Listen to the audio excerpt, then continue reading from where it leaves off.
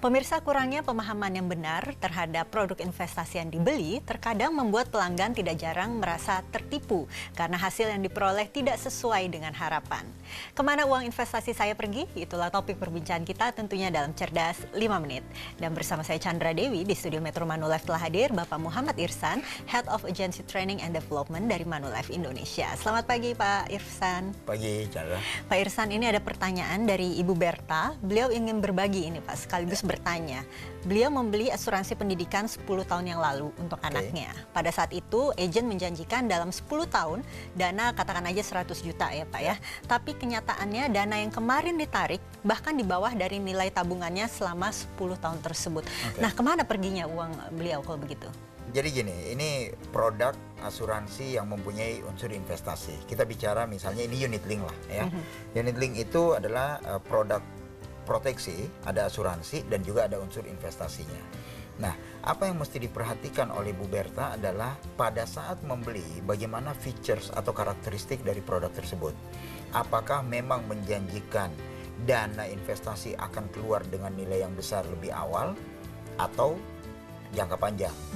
Karena secara umum ada yang berakhirnya nanti pada saat si pemegang polis ataupun tertanggung berusia 99 tahun. Tapi kalau memang feature produknya menjanjikan itu dan tercantum di dalam polis, maka hal itu bisa saja terjadi. Misalnya produk yang non-unit link tapi punya unsur tabungan, menjanjikan bahwa di akhir kontrak yang usianya tidak harus sampai di usia 99 tahun akan dikeluarkan sejumlah dana tertentu. Jadi yang paling penting adalah kita lihat produk ini. Kalau memang ini produk unit link, kita mesti lihat features-nya itu menjanjikan apa sih? Apakah sesuai dengan yang disampaikan oleh agen atau memang berbeda dengan apa yang ada di dalam polis. Tapi jika terjadi kejadian seperti Bu Berta ini Pak, tentunya membuat kecewa ya. Nah, ini kesalahannya sebenarnya ada di mana? Apakah memang lazim atau memang barangkali ada kesalahan miskomunikasi di sini? Ada yang berjanji-janji yang barangkali salah ternyata dengan kenyataannya. Iya, jadi program asuransi itu adalah program jangka panjang. Kita baru akan bisa menikmati hasilnya setelah melewati beberapa waktu atau beberapa tahun kemudian. Atau bahkan sampai di saat si tertanggungnya meninggal ya, ataupun pada saat jatuh tempo polis nih, berakhir masa pertanggungan. Yang harus dilakukan oleh Bu Berta ataupun nasabah secara keseluruhan adalah mereka harus mereview polis tersebut. Apakah memang sesuai dengan yang dia inginkan atau kan juga berbeda dengan apa yang dia inginkan. Dia punya hak untuk menentukan apakah dia membeli atau enggak. Jadi jangan sampai ada push atau dorongan untuk membeli dan itu menjadi paksaan karena dia diceritakan hal-hal yang bagus-bagus saja. Jadi harus ada diskusi antara si tenaga pemasar atau agen asuransi dengan si pembeli tadi. Oke, jadi sebetulnya bagi Bu Berta ataupun barangkali nasabah yang lain, apa kiranya yang wajib ditanyakan kepada agennya supaya peristiwa yang dialami Bu Berta tadi tidak terjadi kepada nasabah lainnya? Yang paling penting dalam program asuransi adalah sesuai dengan apa yang kita butuhkan. Jadi bukan hanya apa yang diceritakan oleh agen. Dalam hal ini agen harusnya yang profesional itu adalah mereka menceritakan secara terbuka apa yang menjadi feature produk ini. Tidak ada yang ditutupi.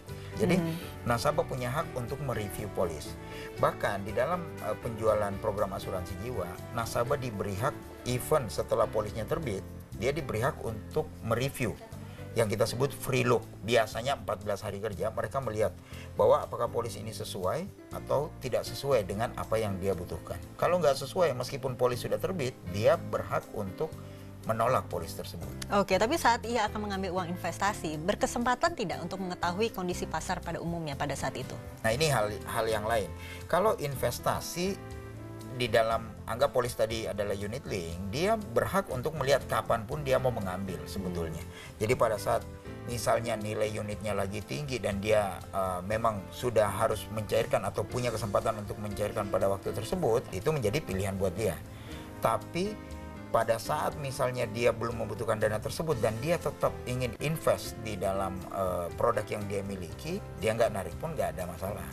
Baiklah Pak Irsan, terima kasih banyak ya Pak atas kehadiran dan informasinya. Dan pemirsa, demikianlah Cerdas 5 Menit, Cerdas Finansial untuk episode kali ini. Saya Chandra Dewi, terima kasih dan sampai jumpa. Dipersembahkan oleh